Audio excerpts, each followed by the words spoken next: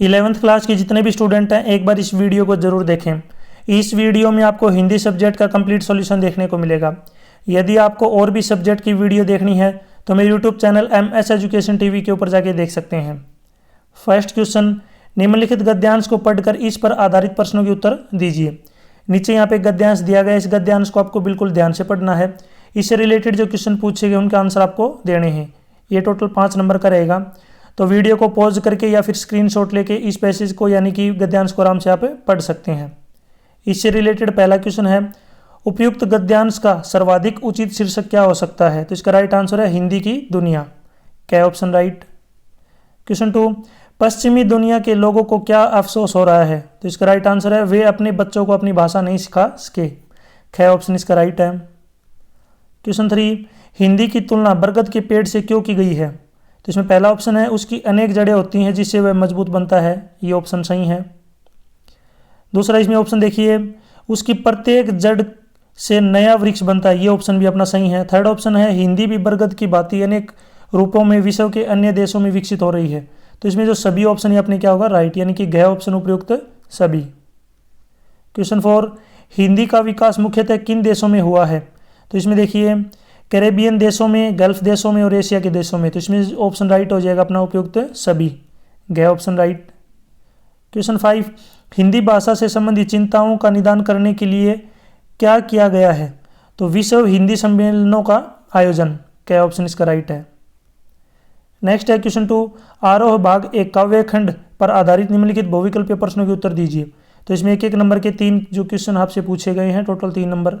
First question, Kabir किसके उपासक थे? तो इसका राइट आंसर है निर्गुण ईश्वर के। गया ऑप्शन राइट। क्वेश्चन 2, मीरा जगत में क्या देखकर प्रसन्न होती है? प्रभु भक्ति को। ख ऑप्शन राइट। क्वेश्चन 3, किस कवि को कविता का गांधी कहा गया है? तो इसका राइट आंसर हो जाएगा भवानी प्रसाद मिश्र को। गया ऑप्शन राइट। नेक्स्ट है क्वेश्चन 3, आरोह भाग 1 गद्य खंड पर आधारित निम्नलिखित बहुविकल्पीय प्रश्नों के उत्तर दीजिए। तो यहाँ पे देखिए गद्य खंड से जो है प्रश्न पूछे गए हैं, एक नंबर के 2 प्रश्न पूछे गए हैं, टोटल 2 नंबर। इसमें फर्स्ट क्वेश्चन है, नमक का दरोगा पाठ की विधा क्या है? तो ये क्या है कि कहानी है। गया ऑप्शन राइट। सेकंड क्वेश्चन, काम करने से आता है नसीहतों से नहीं, यह कथन किसका है? तो ये है नसीरुद्दीन का। गया ऑप्शन राइट। नेक्स्ट है क्वेश्चन 4, अभिव्यक्ति एवं माध्यम पाठ्य पुस्तक पर आधारित निम्नलिखित बहुविकल्पीय प्रश्नों के उत्तर दीजिए। इसमें एक नंबर के 2 क्वेश्चन पूछे गए हैं। तो इसमें सबसे पहला क्वेश्चन है, किसे लोकतंत्र का चौथा स्तंभ कहा गया है? तो इसका राइट आंसर है पत्रकारिता को। क्या ऑप्शन राइट। क्वेश्चन 2, डेडलाइन से अभिप्राय है। ये वर्ड आपने जरूर सुना होगा, डेडलाइन यानी कि समय सीमा। कोई भी जैसे हम काम के लिए टाइम देते हैं कि इस टाइम दिन से पहले आपका जो है काम पूरा हो जाना चाहिए, जिसको हम डेडलाइन बोलते हैं। क्वेश्चन 5, व्याकरण पर आधारित निम्नलिखित बहुविकल्पीय प्रश्नों के उत्तर दीजिए। तो यहाँ पे एक नंबर के 3 जो है व्याकरण आधारित प्रश्न पूछे गए हैं। पहला प्रश्न इसमें फर्स्ट क्वेश्चन, दिगंबर का संधि विच्छेद कीजिए। तो इसका संधि विच्छेद बनेगा दिक प्लस अंबर। कह के जो नीचे हलंत आएगा याद रखना। और ये कौन सी संधि है? व्यंजन संधि। सेकंड क्वेश्चन, सवर संधि के कितने भेद हैं? तो सवर संधि के कितने भेद होते हैं? 5। नेक्स्ट है क्वेश्चन 3, देव प्लस इंद्र की संधि क्या बनेगी? तो इसकी बनेगी देवेंद्र। घ ऑप्शन राइट होगा। आपको कमेंट सेक्शन में बताना है एक कई की जो है संधि विच्छेद क्या होगी और कौन सी संधि है।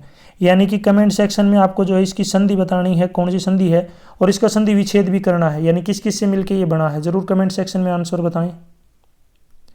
नेक्स्ट है क्वेश्चन 6, निम्नलिखित पद्यांश को पढ़कर संबंधित प्रश्नों के उचित उत्तर दीजिए। ये आपका टोटल 5 नंबर का रहेगा। तो यहाँ पे आप जो है इसको पढ़ सकते हैं। जो मीरा अपना जो है मीराबाई का जो है ये पद है। इसमें फर्स्ट क्वेश्चन है, मीरा कृष्ण की भक्ति में लीन होकर क्या करने लगी थी? तो इसका आंसर है मीरा कृष्ण की भक्ति में लीन होकर पैरों में घुंघरू बांधकर नाचती गाती और भजन करती थी। सेकंड क्वेश्चन, लोग मीरा को बावरी क्यों कहते हैं? तो इसका आंसर है मीरा कृष्ण भक्ति में अपनी सूध बुद्ध खो बैठी है, उन्हें किसी परंपरा या मर्यादा का ध्यान नहीं है। क्वेश्चन 3, पद्यांश में के रचयिता का नाम। तो पद्यांश के रचयिता कौन है? मीराबाई। नेक्स्ट है क्वेश्चन 4, मीरा कृष्ण की उपासना किस रूप में करती है? पति के रूप में। क्वेश्चन 5, मीरा के लिए विष का प्याला किसने भेजा? राणा ने। अब इसी के अथवा में देखिए क्वेश्चन दिया गया। अथवा का मतलब क्या है कि या तो आपको क्वेश्चन नंबर 6 करना है या फिर क्वेश्चन नंबर 7 के 2 पार्ट दिए गए हैं क और ख, या फिर आपको ये दोनों करने हैं। या तो आप क्वेश्चन नंबर 6 कीजिए, छठा क्वेश्चन कीजिए, या फिर जो क्वेश्चन नंबर 7 है इसके क और ख दोनों पार्ट कीजिए। क आपका 3 नंबर का है, ख आपका 2 नंबर का है, और जो क्वेश्चन नंबर 6 है ये आपका 5 नंबर का है। तो आपको जो भी ठीक लगे वो आप कर सकते हैं। अगर आप 6 करना चाहें तो छठा कर सकते हैं, या फिर 7 के आपको दोनों पार्ट करने होंगे।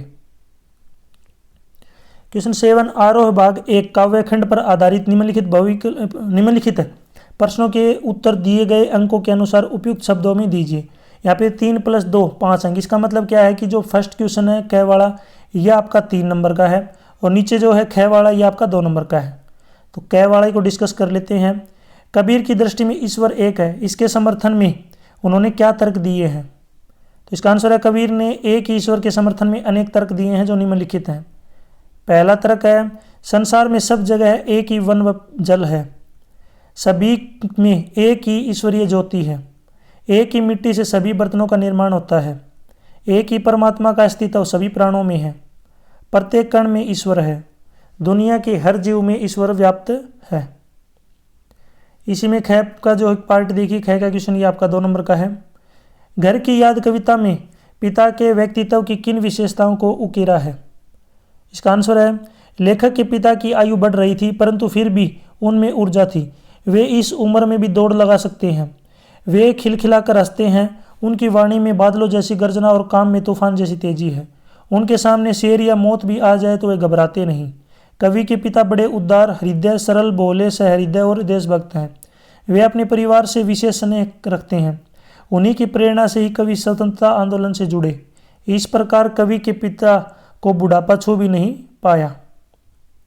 अब यहाँ पे आपको जो है घर की याद जो कविता है इसके कवि का नाम आप मुझे जरूर कमेंट सेक्शन में बताएं, इसकी कवि का क्या नाम है। नेक्स्ट है क्वेश्चन 8, निम्नलिखित गद्यांश की सप्रसंग व्याख्या करनी, ये 5 नंबर का है। तो यहाँ पे आप जो है गद्यांश दिया गया है इसको आप पढ़ सकते हैं। अब इसमें पहला देखिए प्रसंग की बात कर लेते हैं। तो प्रस्तुत पंक्तियाँ सत्यजीत द्वारा रचित पाठ अपू के 2.5 साल से ली गई है। तो ये जो है पाठ का नाम है क्या, अपू के 2.5 साल, अपू के साथ 2.5 साल, और इसके रचयिता कौन है? सत्यजीत। नहीं, अब इसकी व्याख्या की बात करते हैं। देखिए नीचे व्याख्या है इसकी। सत्यजीत राय को यह अंदाजा नहीं था कि फिल्म की शूटिंग आगे 2.5 साल तक चलने वाली थी। इसी कारण ज्यों ज्यों समय बीतता गया राय का डर बढ़ता गया। उनके मन में यह आशंका रहती थी कि कहीं इस बीच दोनों बच्चे अपू या दुर्गा उम्र में बड़े न दिखने लगे। यह बात फिल्म की कहानी को प्रभावित कर सकती थी, लेकिन यह सत्यजीत राय का सौभाग्य था कि वे बच्चे उतने नहीं बढ़े जितना उस उम्र में बच्चे बढ़ जाते हैं। इसके साथ ही इंदिरा का अभिनय करने वाली 80 वर्ष की वृद्धा चुन्नीबाला देवी भी जो है 2.5 साल तक अभिनय करती रही। इस तरह पथेरी पांचाली फिल्म की शूटिंग करते हुए सत्यजीत राय को अनेक समस्याओं का सामना करना पड़ा। इसी के अथवा में एक और क्वेश्चन दिया गया। अथवा का मतलब क्या है कि या तो आपको क्वेश्चन नंबर 8 करना है या 9। क्वेश्चन नंबर 8 अगर आपको करना है तो उसमें एक ही पार्ट है, लेकिन क्वेश्चन नंबर जो 9 है इसमें 2 पार्ट दिए गए हैं, क और ख, तो दोनों करने पड़ेंगे। क आपका 3 नंबर का है और ख आपका 2 नंबर का है। तो इसमें देखिए क्वेश्चन 9, आरोह भाग 2 गद्यखंड पर आधारित निम्नलिखित प्रश्नों के उत्तर दिए गए अंकों के अनुसार उपयुक्त शब्दों में दीजिए। 3 + 2 यानी कि 5 अंक। 3 का मतलब है कि ऊपर वाला जो क्वेश्चन है ये आपका 3 नंबर का है, नीचे वाला 2 नंबर का है। तो इसमें क्वेश्चन है क्या, नमक का दरोगा कहानी में पंडित अलोपीदीन के व्यक्तित्व के कौन से 2 पहलू यानी कि पक्ष उभर कर आते हैं? इसका उत्तर है, आंसर है, अलोपीदीन अपने क्षेत्र के नामी गिरामी सेठ थे, सभी लोग उनसे कर्ज लेते थे, उनको व्यक्तित्व एक शोषक महाजन का सा था, पर उन्होंने सत्यनिष्ठा की भी जो मान किया। उन्हें धन पर अटूट विश्वास था, वे सही गलत दोनों ही तरीकों से धन कमाते थे। नमक का व्यापार इसी की मिसाल है। साथ ही वे कठिन घड़ी में धन को ही अपना एकमात्र हथियार मानते थे। धन के उपासक होते हुए भी उन्होंने वंशीधर की ईमानदारी का सम्मान किया। वे स्वयं उनके दरबार पर पहुंचे और उसे अपनी सारी जायदाद सौंपकर मैनेजर के स्थायी पद पर नियुक्त किया। इसी का ख पार्ट है, ये जो 2 नंबर का रहेगा। भूलों की जगह दूसरा कुत्ता क्यों लाया गया? उसने फिल्म के किस दृश्य को पूरा किया? तो इसका देखिए उत्तर है, भूलो कुत्ते की मृत्यु हो गई थी, अतः उसके स्थान पर उसके जैसा दिखने वाला जो है कुत्ते को लाया गया, उसके द्वारा शूटिंग पूरी की गई। उस कुत्ते द्वारा गमले में फेंका गया भात का खाने का दृश्य था। यह दृश्य दूसरे कुत्ते के द्वारा जो है करवाया गया था। नेक्स्ट है क्वेश्चन 10, अभिव्यक्ति एवं माध्यम पाठ्य पुस्तक के आधार पर निम्नलिखित प्रश्नों के उत्तर दीजिए। तो यहाँ पे देखिए, पहला है संचार किसे कहते हैं। इसका देखिए फर्स्ट क्वेश्चन, संचार किसे कहते हैं, इसके महत्व पर प्रकाश डालिए, 5 नंबर का रहेगा। इसका उत्तर है संचार का अर्थ है विचारों, भावनाओं, सूचनाओं और संदेशों का एक व्यक्ति से दूसरे व्यक्ति तक आदान प्रदान करना। यह प्रक्रिया मौखिक, लिखित, दृश्य या सांकेतिक रूप से हो सकती है।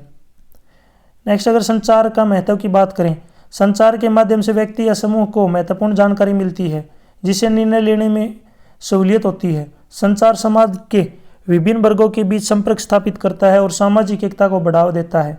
संचार के माध्यम से शिक्षा और ज्ञान का प्रसार होता है जो समाज की प्रगति में महत्वपूर्ण भूमिका निभाता है। संचार व्यक्तिगत संबंधों को मजबूत करने और भावनात्मक संपर्क को बनाए रखने में सहायक होता है। प्रभावी संचार समस्याओं की पहचान करने और उनका समाधान में मदद करता है। इसी की ओर में देखिए, अथवा में एक और क्वेश्चन दिया गया है, या तो आपको क्वेश्चन नंबर 10 करना है या फिर अगर आप क्वेश्चन नंबर 11 करना चाहें तो 11 के 2 पार्ट हैं, क और ख। क पार्ट जो आपका 3 नंबर का है और ख आपका 2 नंबर का है, तो जो भी आपको ठीक लगे वो आप कर सकते हैं। क्वेश्चन 11 का फर्स्ट पार्ट है, जनसंचार किसे कहते हैं, इसकी विशेषताएं बताइए। 3 अंक का है ये। इसका आंसर है ऐसे साधन जिनकी सहायता से एक बड़ी जनसंख्या द्वारा सूचनाओं को पहुंचाया जाता है अथवा प्रदान किया जाता है, जनसंचार के माध्यम कहलाते हैं। जैसे टीवी, रेडियो, अखबार, मोबाइल, कंप्यूटर इत्यादि।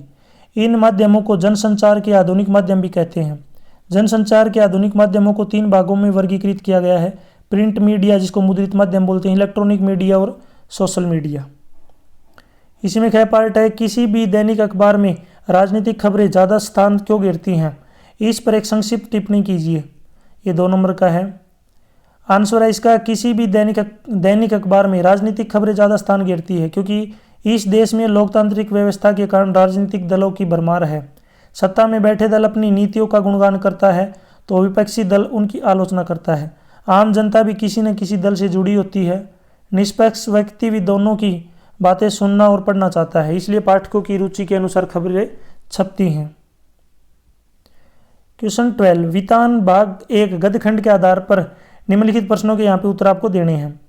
ये जो क्वेश्चन है आपके 2 + 2 यानी कि 4 नंबर का है टोटल, यानी कि ऊपर वाला पार्ट का है, ये भी 2 नंबर का, नीचे वाला भी 2 नंबर का। क्वेश्चन नंबर क है, लता मंगेशकर के गायन की 2 विशेषताओं का उल्लेख कीजिए। इसका उत्तर है, लता मंगेशकर की आवाज़ में अद्भुत मधुरता और सशक्तता थी जो हर प्रकार के गीत के लिए उपयुक्त थी। लता मंगेशकर के गायन में हर शब्द और सुर स्पष्ट रूप से सुनाई देता था जिससे उनके गीत श्रोताओं के दिलों तक पहुंचते थे। उन्होंने शास्त्रीय संगीत, भजन, लोकगीत और फिल्मी गीतों में समान कुशलता से गायन किया जो उनकी संगीत विविधता को दर्शाता है। इसी में ख पार्ट है, चेजारों के साथ गांव समाज के व्यवहार में पहले की तुलना में आज क्या फ़र्क आया है, तो इसमें फ़र्क बताना है। तो इसका उत्तर है, जो लोग कुएं खोदते हैं उन्हें चेजारों कहा जाता है। राजस्थान के गाँवों में चेजारों को विशेष स्थान प्राप्त था। कुएं खोदने के पश्चात उन्हें गांव वालों द्वारा बहुत मान सम्मान दिया जाता था। कुएं खोदने के पश्चात विशेष समारोह किया जाता था। वर्ष भर तक उन्हें प्रत्येक त्यौहार में कुछ न कुछ भेंट दी जाती थी, यहाँ तक कि फसल में उनका एक भाग भी निकाल कर दिया जाता था। आज यह सब नहीं है। अब चेजारों को मजदूरी देने का चलन आरंभ हो गया है। मात्र मजदूरी देकर अपना काम करवा लिया जाता है।